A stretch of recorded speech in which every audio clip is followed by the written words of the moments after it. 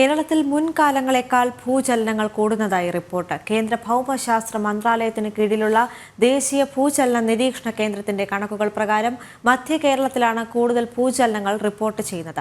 തീവ്ര കാലാവസ്ഥാ സാഹചര്യങ്ങൾക്കൊപ്പം കേരളത്തിൽ ഭൂചലനങ്ങളും വർദ്ധിക്കുന്നുണ്ട്.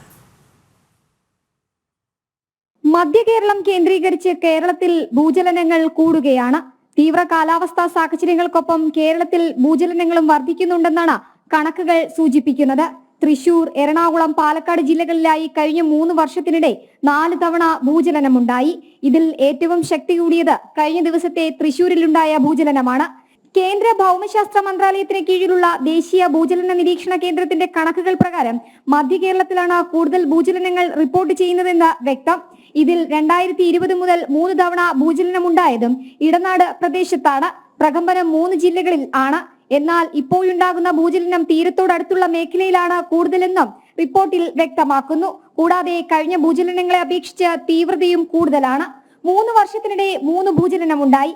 കേരളം ഭൂചലന സാധ്യതാ പ്രദേശങ്ങളുടെ സോൺ 3-ലാണ് ഉൾപ്പെടുന്നതെന്നും കാലാവസ്ഥാ മാറ്റവും ഭൂചലനത്തിന് ആക്കം കൂട്ടുന്നുണ്ടെന്നും റിപ്പോർട്ടിൽ വ്യക്തമാക്കുന്നു. ജനം, തിരുവനന്തപുരം.